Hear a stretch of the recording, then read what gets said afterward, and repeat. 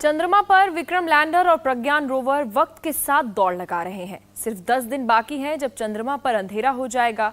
चंद्रयान-3 के लैंडर और रोवर को सूरज की एनर्जी नहीं मिलेगी और वो काम करना बंद कर देंगे।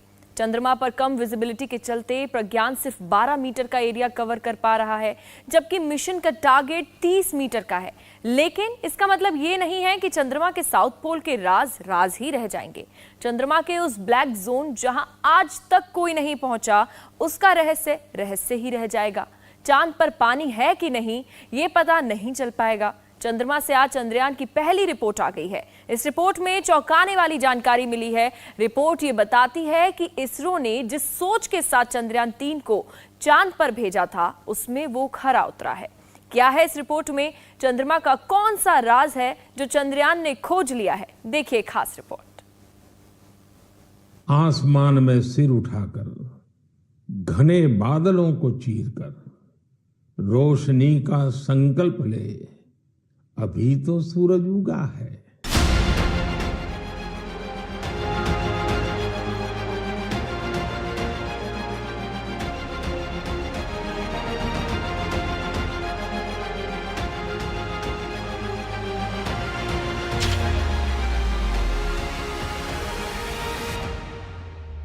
भारत ने और भारत के चंद्रयान ने ये साबित कर दिया है कि संकल्प के कुछ सूरज चांद पर भी उगते हैं। मिशन चंद्रयान नए भारत के उस स्पिरिट का प्रतीक बन गया है जो हर हाल में जीतना चाहता है और हर हाल में जीतना जानता भी है। चांद के उस सबसे अंधेरे, सबसे रहस्यमय इलाके में, वो जगह जिसके बारे में दुनिया अब तक अंधेरे में थी, वहां हिंदुस्तान ने अपने संकल्प का सूरज उगा दिया है। तिरंगे की छाप उस धरती पर छोड़ दी है जहां पर आज तक कोई नहीं पहुंचा। विक्रम लैंडर की साउथ पोल पर लैंडिंग हो गई।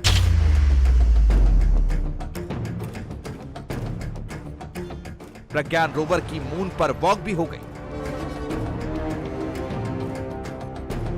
लेकिन पूरी दुनिया दिल थाम कर इंतजार कर रही है उन रहस्यों के खुलने का जो चंद्रमा के दक्षिण ध्रुव से जुड़े हैं। क्या चंद्रमा के साउथ पोल में मिनरल है? क्या चंद्रमा के दक्षिणी ध्रुव पर बर्फ है? चंद्रमा की सतह पर कितना बदलता है तापमान? क्या पृथ्वी की तरह चांद पर भी आते हैं भूकंप? इन सवालों का जवाब मिलना दुनिया के लिए कितना जरूरी है? अंतरिक्ष विज्ञान को इंसान के भविष्य के लिए इन सवालों के जवाब की क्या अहमियत है, ये हम आपको आगे बताएंगे। लेकिन उससे पहले ये जान लीजिए कि मिशन चंद्रयान-3 कितना आगे बढ़ा है। So everything is working very well. The Chandrayaan-3, the lander, the rover is very healthy, and all the 5 instruments on board have been switched on, and it's giving beautiful data now.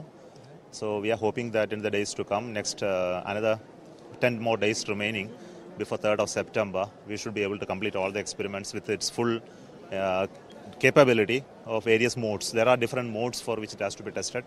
And we have to test at various different sites where the rover goes, because it is supposed to conduct mineralogical evaluation. So it must be done at multiple sites. So it will move around and do all that experiments, beam all the data down, has to take all the pictures. So we have the best picture ever of moon, one of the closest picture to the real regolith. So they are precious commodity that is not available anywhere in the world. Nobody has such close proximity photos. So they will all come a little later, because it all goes to our computer center at Indian Spacecraft and Exploration Mission Data Center. So from that, scientists will take it and make huge amount of evaluation. So we are waiting for that. Lander Vikram को south pole पर land किए 3 दिन बीत चुके हैं। चंद्रमा के दक्षिणी ध्रुव की तस्वीरें आपने देख ली। अब सिर्फ 10 दिन बाकी हैं। ऐसे में सबकी नजर इस बात पर है कि चंद्रयान को गए 72 घंटे हो गए, तो उसे चांद पर क्या मिला? मिशन चंद्रयान-3 की पहली रिपोर्ट आ गई।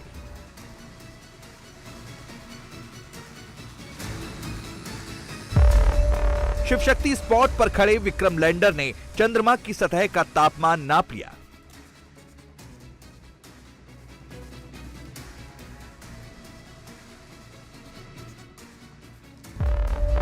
दक्षिणी ध्रुव से सामने आया चौंकाने वाला खुलासा।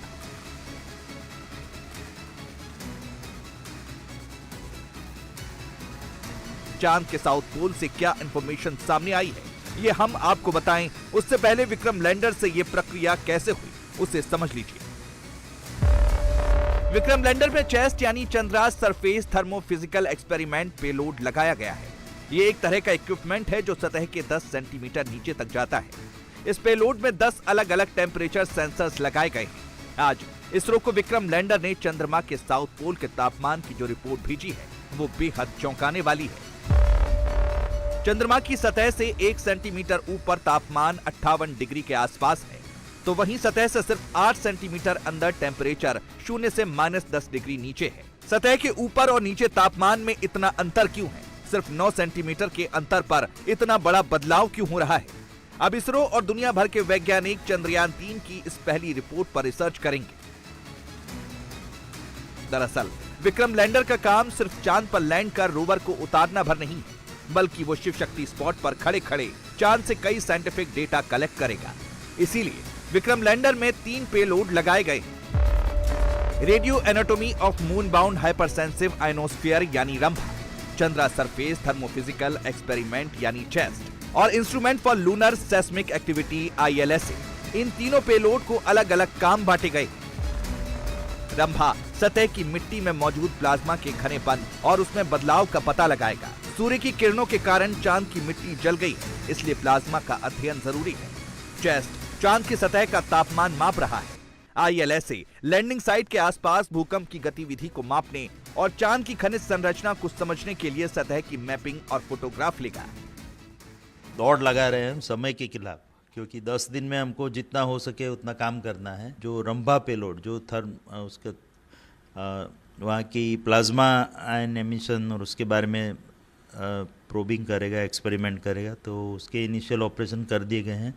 एक दूसरा जो महत्वपूर्ण पेलोड है वो है कि उस चास्टे पेलोड, जिसके बारे में आज विस्तार से इसरो की साइट पे भी रखा गया है कि ट्विटर साइट पे कि किस तरह से उसने जो इनिशियल एक्सपेरिमेंट किए हैं उसके जो नतीजे सामने आए हैं कि चंद्र की सतह पर लगभग 50-55 डिग्री सेंटीग्रेड जो टेम्परेचर है, तापमान महसूस किया गया है। और उसके अलग अलग जो प्रोब है उसमें अलग अलग सेंसर लगे हुए हैं जो अंदर तक ज़मीन के अंदर जाके लगभग 8 से 10 सेंटीमीटर तक वो जा सकता है। तो 8 सेंटीमीटर तक के डेटा जो हमने लिए हैं उसके मुताबिक -50 डिग्री -10 डिग्री सेंटीग्रेड से लेके +50 डिग्री सेंटीग्रेड के अलग अलग डेटा 10 सेंसरों ने कलेक्ट किए हैं।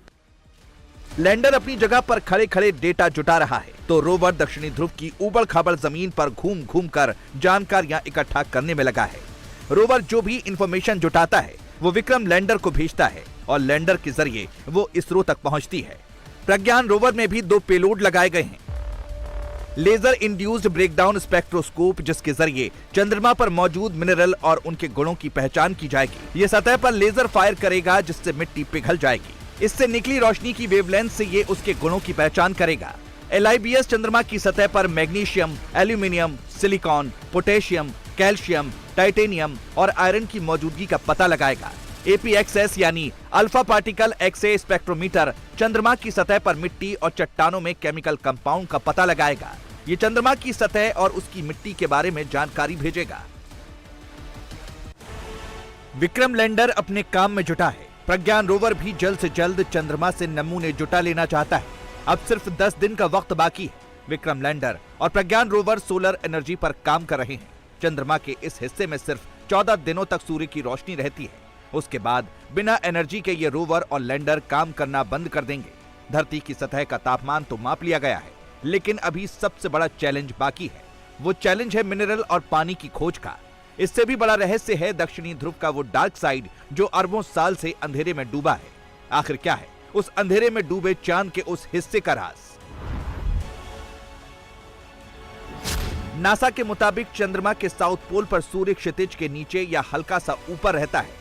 ऐसे में 14 दिन यानी 1 लूनर डे चंद्रमा का तापमान बहुत ज्यादा रहता है। लेकिन साउथ पोल में एक इलाका ऐसा भी है जहां सूरज की रोशनी नहीं पहुंचती।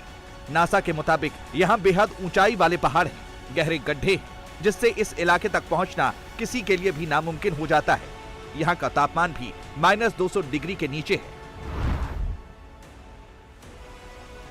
नासा के मुताबिक दक्षिणी ध्रुव पर करीब 2500 किलोमीटर चौड़ा और 8 किलोमीटर गहरा गड्ढा है। दक्षिणी ध्रुव इसी किनारे है। इसे सौर मंडल का सबसे पुराना इंपैक्ट क्रेटर माना जाता है। ये गड्ढा उल्का पिंडों या ग्रहों की टक्कर से बना है। दक्षिणी ध्रुव पर उतरकर इस क्रेटर की अहमियत को समझा जा सकता है। नासा का अंतरिक्ष यान लूनर रिकॉन्सनेंस ऑर्बिटर पिछले 14 साल से चांद की परिक्रमा कर रहा है। उसने जो आंकड़े भेजे हैं उसके मुताबिक चंद्रमा के अंधेरे में डूबे गहरे गड्ढों में बर्फ मौजूद है।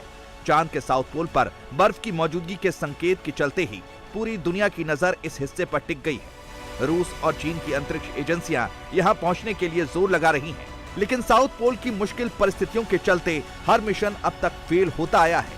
अब भारत का चंद्रयान 3 साउथ पोल पर है। चंद्रयान 3 ने जो तस्वीरें भेजी हैं उसमें भी गहरे गड्ढे और उबड़ खाबड़ जमीन नजर आ रही है।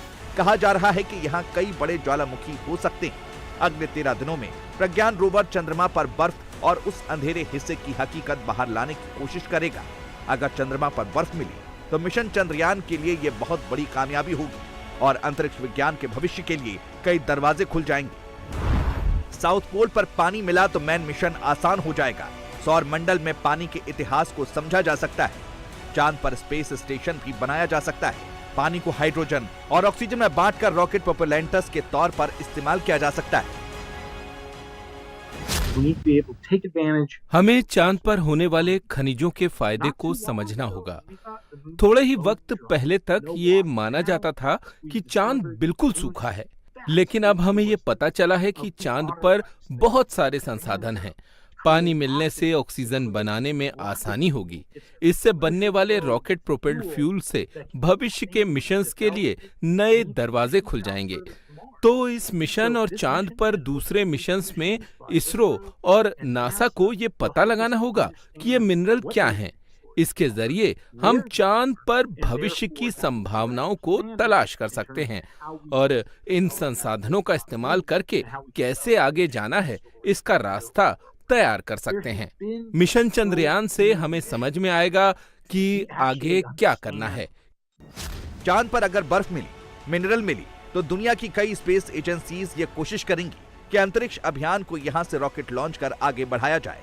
चांद से रॉकेट की लॉन्चिंग कर मार्स और दूसरे प्लैनेट्स पर जाने की वैज्ञानिकों की योजना कामयाब हो सकती है। इसके अलावा साउथ पोल में कई खनिज मिलने की उम्मीद है। टाइटेनियम, आयरन, सिलिकॉन जैसी खनिज संपदा चांद के दक्षिणी ध्रुव पर मिलने की उम्मीद है, लेकिन ये सब भविष्य की बात है। फिलहाल तो वैज्ञानिक ये जानने में लगे हैं कि चांद के दक्षिणी ध्रुव पर पहुंचा विक्रम लैंडर और प्रज्ञान रोवर दक्षिणी ध्रुव के कौन कौन से रहस्य खोलता है। अभी तो सिर्फ फर्स्ट रिपोर्ट आई है। भारत का चंद्रयान दुनिया को चांद की वो तस्वीर दिखाने वाला है जिसे अब तक ना किसी ने देखा और ना ही उसके बारे में जाना। इंडिया टीवी हर वक्त हर जगह डाउनलोड करने के लिए सर्च करें India TV news Google play store या ऐप स्टोर पर।